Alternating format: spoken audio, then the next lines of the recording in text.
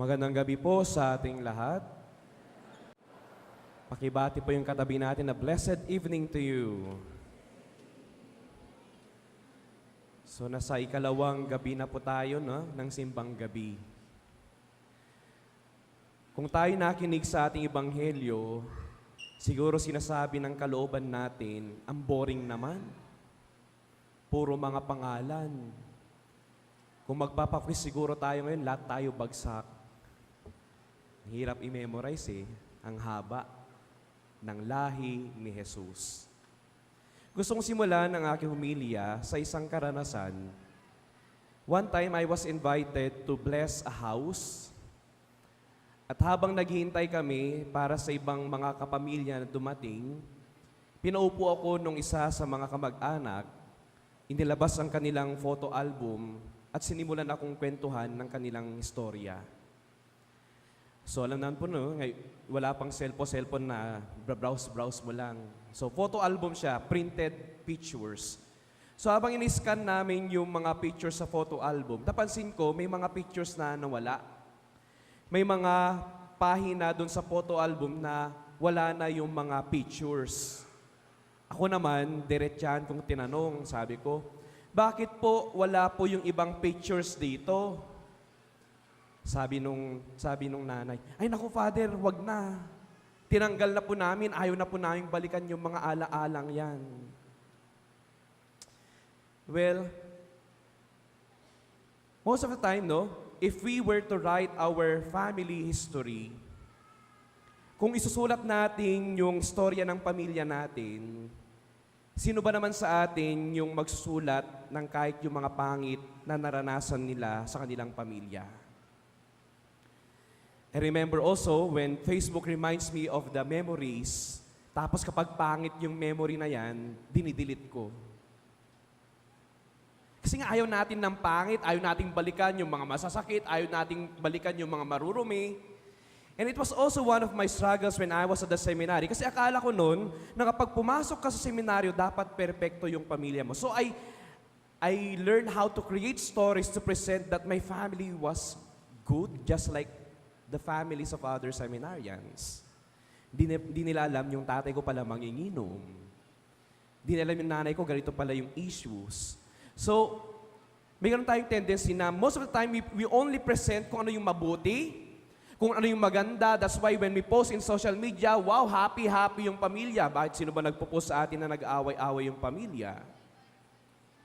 Siyempre, ipopost mo lang yung happy, banding, kain dito, kain doon. Sino bang magpo-post na nag-aaway? Wala. Because we want to present to the world that our family is good. At yun lang yung gusto natin i-presenta most of the time, and we are guilty of covering up the mess that we have in our families. Pero ngayon, kung babalikan natin ang mga pagbasa, lalong-lalo na yung ating ebanghelyo, it is the other way around. The message genealogy of Jesus was read aloud in our gospel reading. Kung babalikan natin, yung kanyang lahi, hindi naman perpekto. For example, Haring David, di ba, nag-commit siya ng adultery, may abuse pa ng power. So kung tayo magdidesisyon, tatanggalin natin dapat yon. Kasi ayaw nating mabasa ng ibang tao, ayaw nating malaman ng ibang tao yung karumihan ng ating lahi. But tonight, God wants us to read aloud the genealogy of Jesus. First, to remind us that God does not need our lives to be perfect para pumasok siya sa buhay na iyan. So yung unang punto, hindi kailangan maging perfecto pala ang buhay, ang pamilya, bago dumating ang Diyos sa buhay at sa istorya na iyan. That God enters in our messy lives, that God enters in our issues, that God enters in our sins. And that's exactly the place where He wants to be. And there's no reason for us then to be ashamed of our past mistakes. There's no reason for us to cover up yung mga nangyari ng mga pangit sa buhay natin kasi parte yan ng istorya natin. As long as we learn from them, as long as we sasabihin natin na hindi na dapat matutuloy yung mga maling nagawa in the past at babaguhin ko ngayon, then that should how we can redeem our past mistakes, yung mga maling nagawa ng ating mga kanununuan. Kaya nga no, sa messy na genealogy ni Jesus na ito, sinasabi niya, if God can work through this messy genealogy, then He can also work in that messy story of yours. Na kung ang Diyos kaya niya palang i-redeem itong lahi na ito na maraming kasalanan, then ganun din yung kaya niyang gawin sa buhay natin. That God can also redeem yung mga bagay na ikinahihiya natin, tinatago-tago natin, ayaw nating malaman ng iba, ayaw nating malaman ng mundo. Kaya palang baguhin ng Diyos at kayang gumawa ng Diyos ng paraan para magkaroon ng mas magandang ending yung mga istorya na iyan. So that's one thing I learned at the seminary. Madalas kasi, because of our pain, ayaw nating malaman yung kabulukan. Pero sinabi rin sa amin na sa kabulukan, when we acknowledge them, doon nagsisimula yung paghilom at doon din nagsisimula yung pagbabago. And so as we enter this 9 days of novena, ikalawang araw ng paghihintay natin sa pagdating ni Jesus sa buhay natin, siguro one of the best gifts that we can offer to Christ is our messy lives. Hindi pagpapanggap, kundi yung totoong tayo. That whenever we pray, di natin kailangan magpanggap, Lord, ito yung mga achievement ko, Lord, ito yung mga magaganda, Lord, ito lang yung tama na nagawa ko sa buhay. But rather, we also present to Him, Lord, this is my filth.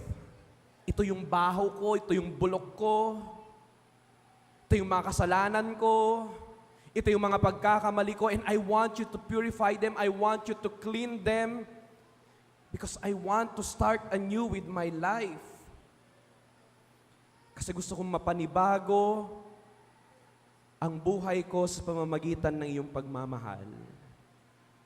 Kung babalikan natin yung kwento ng lahi ni Jesus, kaya niya baguhin kahit na yung buhay na iyan. That's why in our genealogy of Jesus, sa ating ikalawang punto, ang daming mga insignificant people dito eh. Marami sa kanila mga malalaking pangalan, David, Jacob, but most of them are insignificant. Mga tahimik, walang speeches, walang miracles na ginawa, but they just lived following the will of God. At ito yung kalawang punto, no? That no name is insignificant in the story of God.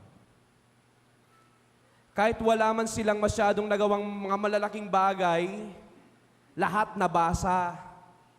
At ganun din po tayo, especially to those people who feel insignificant in their lives, na parang wala silang silbi, pakiramdam nila, ang lit nila, kung kukumpara nila yung buhay nila sa buhay ng ibang tao.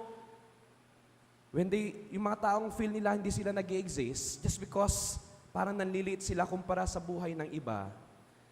Sinasabi ng Diyos sa inyo ngayong gabing ito, you are significant and you are important. Pakiramdam mo man ay wala kang silbi, sa mata ng Diyos at sa istorya ng Diyos, meron kang lugar. And you need to believe that. You need to be convinced with that. Na kahit sa ibang tao, parang wala ako, pero sa mata at puso ng Diyos, malaking bagay ako. Yun yung paghuhugutan natin ng konsolasyon ngayong simbang gabi. Kaya itong 9 na araw, kapupulutan ng konsolasyon, ng pag-asa at lakas. I know we have our own stories that we keep on hiding. Amid the good posts that we present to the world in social media, alam ko maraming mga pamilya dito, maraming mga pinagdaraanan. Alam ko maraming pamilya dito, hindi kompleto.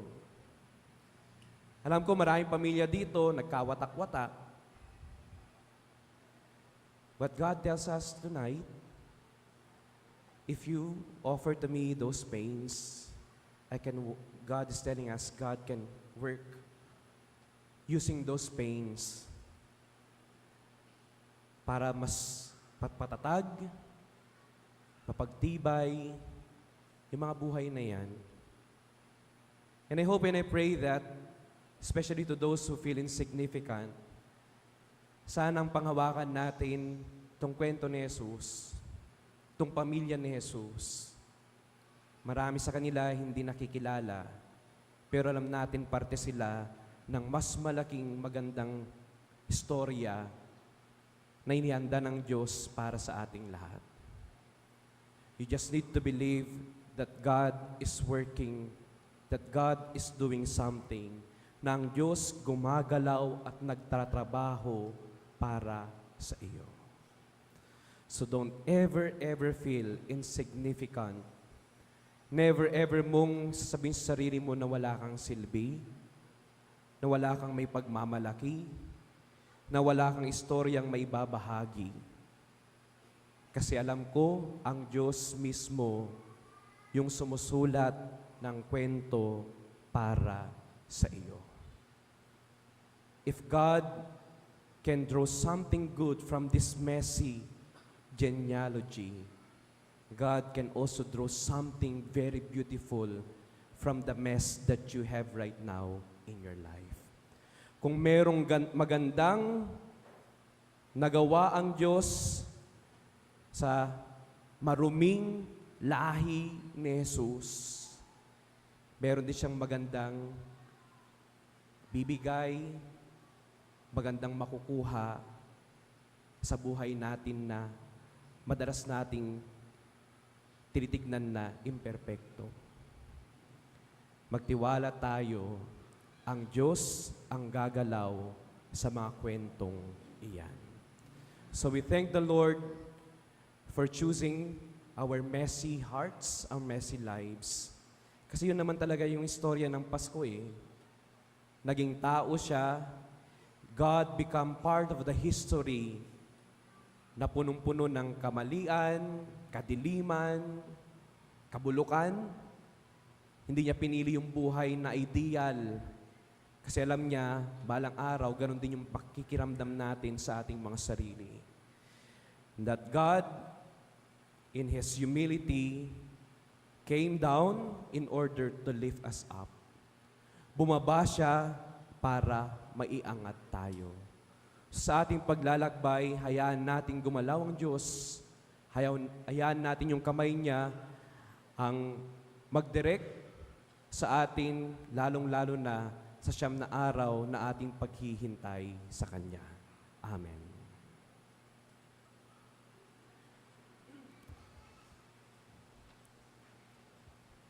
Magsitayo po ang lahat.